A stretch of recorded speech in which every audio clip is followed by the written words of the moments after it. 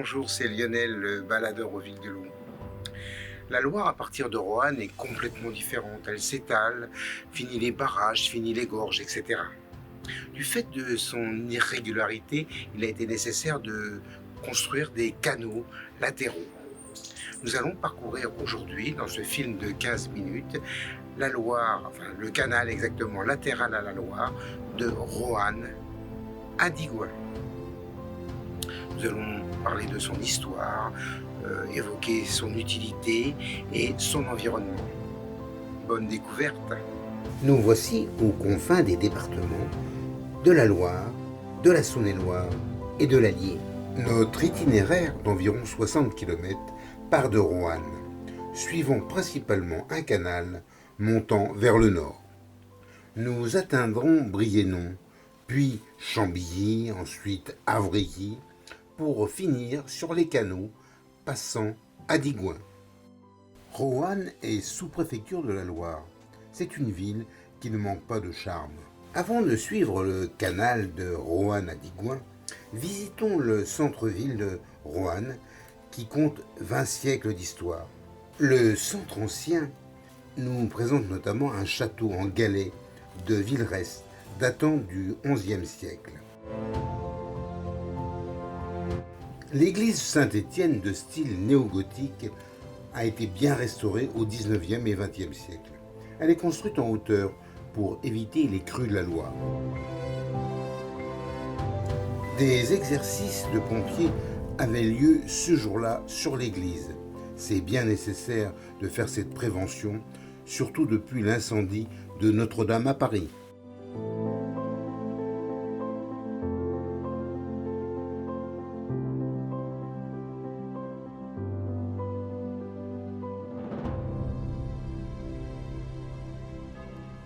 L'église Notre-Dame des Victoires est également imposante. Elle est du style néo-gothique comme sa sœur au centre-ville.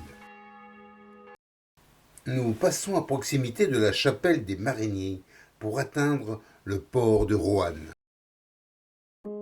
La chapelle Saint-Nicolas du Port, élevée en 1630 par les mariniers pour préserver la ville de la peste. C'est le plus vieux monument de Roanne. Le canal de Roanne à Digoin fut ouvert en 1838. Il prend naissance dans ce bassin. Il va traverser sur 55 km 3 départements, la Loire, la Saône-et-Loire et l'Allier. À Roanne, le bassin générateur est à l'altitude de 268 mètres. Il y a donc équivalence de niveau entre le canal et le fleuve.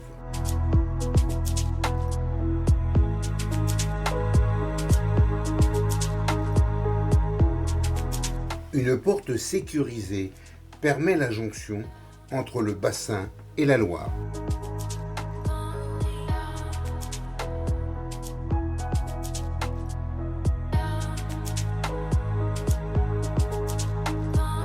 Le canal est alimenté par la Loire par un barrage qui a un déversoir oblique nommé le Linquet qui apporte l'eau.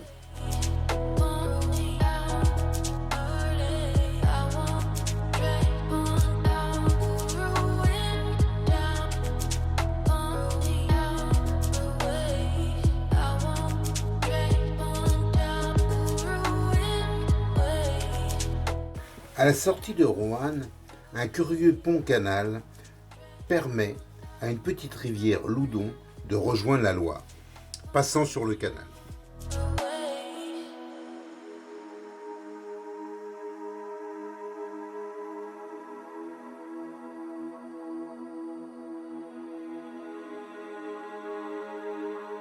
On ne peut suivre le canal sans évoquer les vins de la côte rouennaise toute proche, comme ici à Ambierle.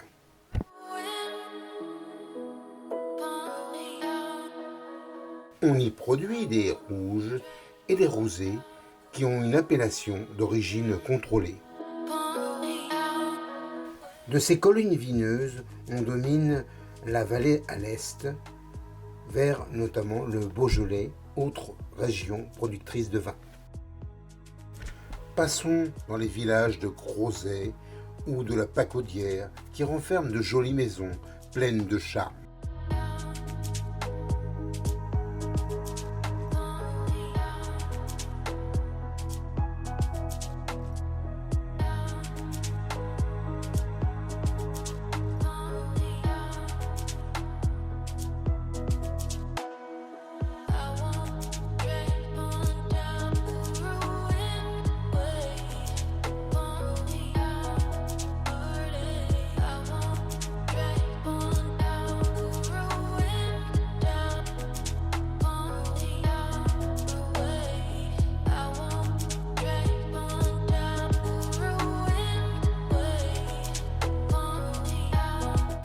Redescendus proche du canal, nous passons dans le village de la Bénisson-Dieu, qui nous offre la vue d'une belle église romane datant des XIIe et XIIIe siècles. L'église est en fait une abbatiale d'une abbaye qui datait de 1138. Cette abbaye a été démantelée à la Révolution.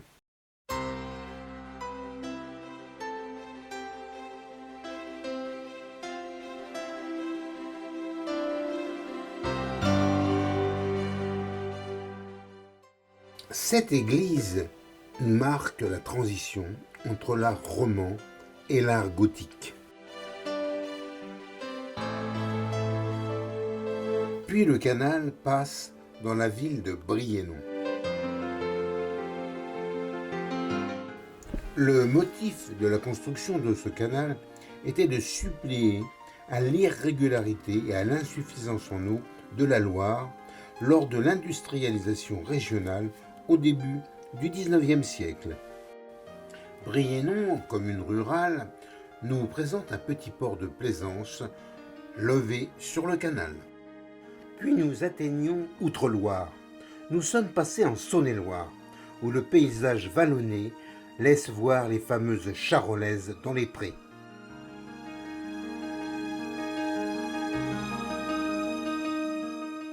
La Loire, ici toute proche, fait quelques méandres. Le canal, lui, est plutôt rectiligne. Une autre fonction du canal était d'apporter de l'eau à un canal latéral à la Loire que nous retrouverons à Digoin. Le mouillage, c'est-à-dire la hauteur d'eau du canal, est de 2,20 m et le tirant d'air, c'est-à-dire la hauteur de passage sous les ponts, est de 3,45 m. Inauguré en 1838, ce canal fut élargi entre 1890 et 1905 pour lui donner le gabarit fraissinet, permettant le passage de bateaux de 39 mètres de long par 5 mètres de large et pouvant transporter 250 tonnes de marchandises.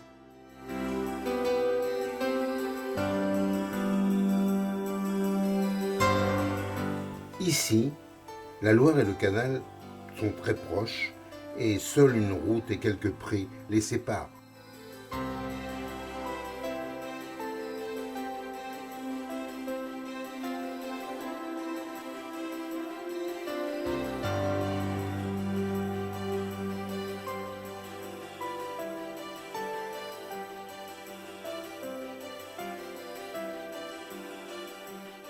Commune d'Arthez, une petite rivière affluente de la Loire, l'Arçon, et une route ont nécessité la création d'un pont-canal. Sur le dessus, on ne voit rien, il faut le savoir.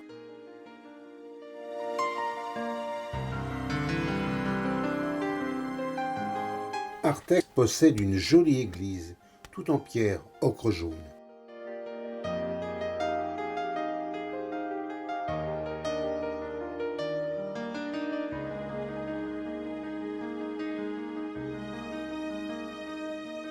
Nous atteignons Chambilly. La distance entre deux écluses sur le canal est très courte ici. Le bief est de 500 mètres. Ce canal compte 10 écluses entre Roanne et Chavannes où il arrive. Nous voici à Bourg-le-Comte, qui possède une petite halte nautique. L'écluse de Bourg-le-Comte a une hauteur de 7,19 m. On appelle cela une écluse de puits. C'est une des plus hautes écluses de France.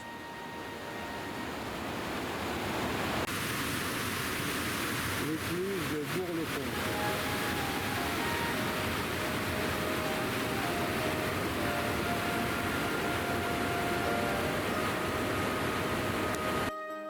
À Roanne, la hauteur d'eau était à l'altitude de 268 mètres.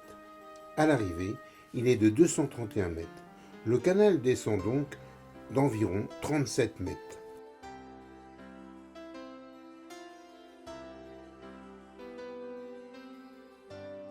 Nous sommes dans la micro-région du Brionnais, ici, à Avrilly. Le canal transportait des céréales aussi. Des moulins, comme ici, fonctionnaient grâce à cet approvisionnement. Cependant, l'apogée du canal se situe durant la guerre de 14-18, lorsque l'arsenal de Roanne produisait des obus pour l'effort de guerre. En 1938, le canal permettait le transport de 460 000 tonnes de marchandises annuelles. Puis, à cause du chemin de fer, ce fut le déclin.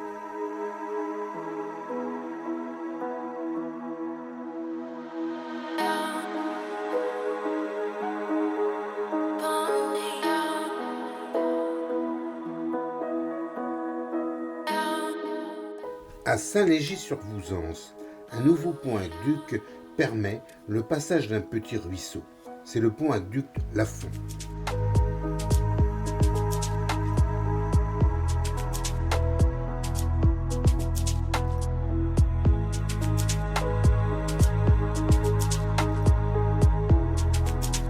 Le canal est géré par la direction départementale de l'équipement de la Nièvre.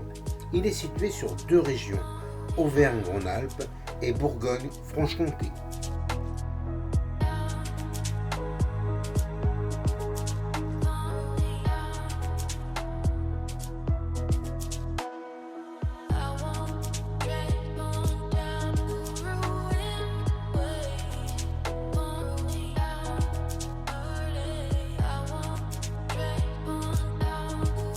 Il est devenu, depuis la désaffection du transport, un canal de tourisme. Les plaisanciers peuvent s'arrêter dans des haltes nautiques où ils peuvent se ravitailler, comme ici, à la halte nautique de la Croix-Rouge.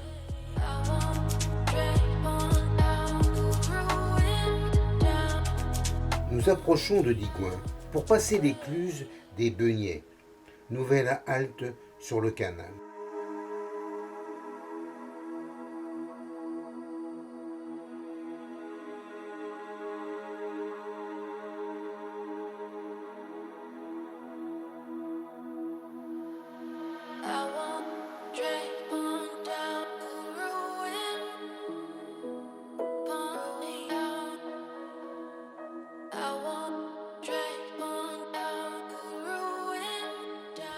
Dans la commune de Chassenard, lieu-dit Chavannes, le canal va apporter son nom à deux nouveaux canaux naissants.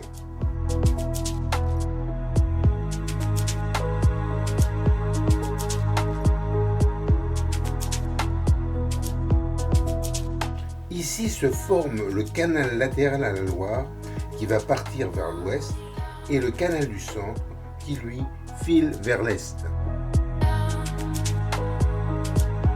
À Chassenard, une écluse a pour rôle de réguler le canal du centre, que l'on appelle aussi le canal du Charolais.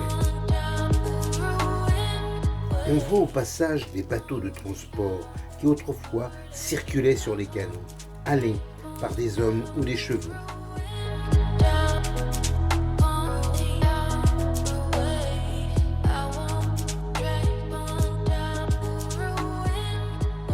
Puis nous allons traverser la Loire sur le pont canal de Digoin.